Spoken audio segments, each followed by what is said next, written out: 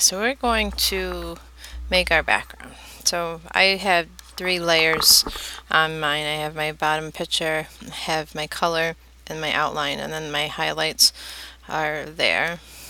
So I'm going to just turn off my bottom. I'm going to lock all 3 of them so that I can't make a mistake on it.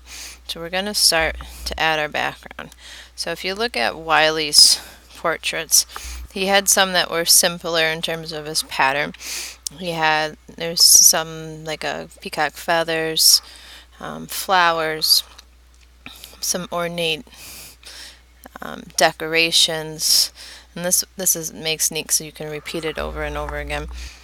So think about what you want to have in your background.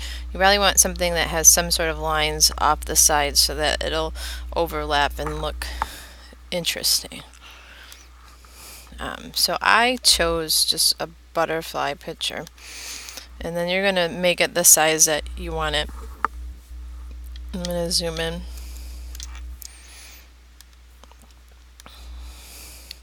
So this is the size that I wanted it.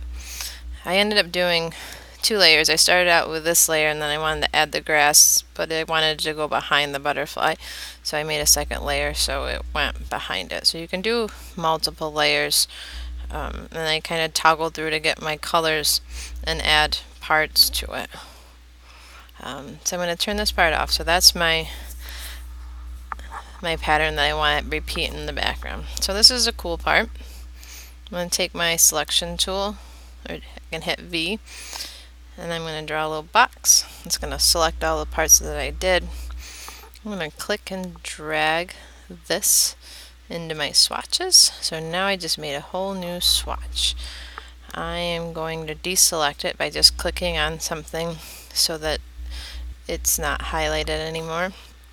I'm going to turn these guys so they go away, and then I'm going to double click on there.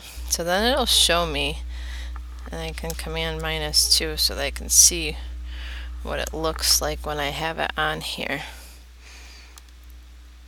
what it's going to look like, and I can play around.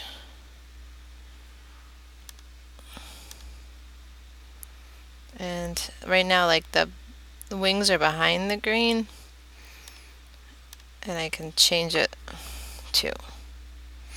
So at first I'm going to go save a copy. Okay. And then I'm going to hit done. And so now I have my original, and then I have my second new pattern. So my idea is that I want to have it down below when I fill my background. So I'm going to go down here and make a new layer. So I clicked on my base layer and I want to be behind. I'm going to go up here. Under my text there's a shape tool. I'm going to go to the rectangle, and I'm just going to do my work area, and voila, there is my background.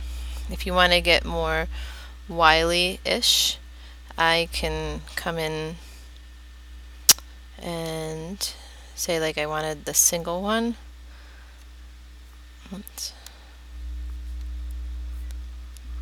Let's click on that so it shows up. Oops, we don't want to do that. We can turn this back on too. Let's turn on the original 2, and you can play around with. Let me turn that one off for a second, and I can copy this guy too. Say I want it to start to go over my hand a little, so maybe I would shrink it down.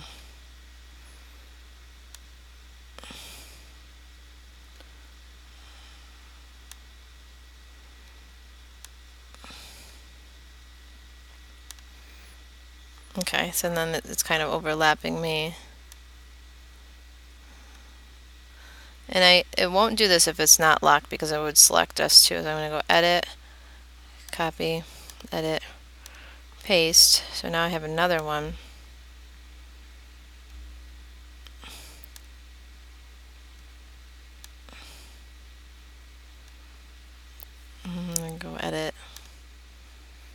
paste.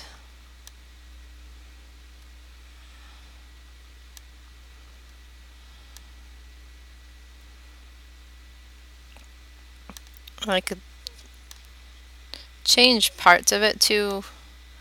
Like if I wanted to maybe take this and stretch this out so it's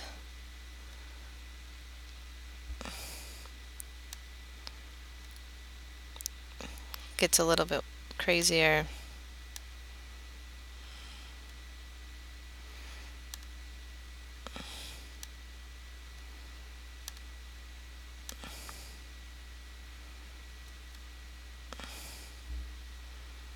Makes it a little more interactive here.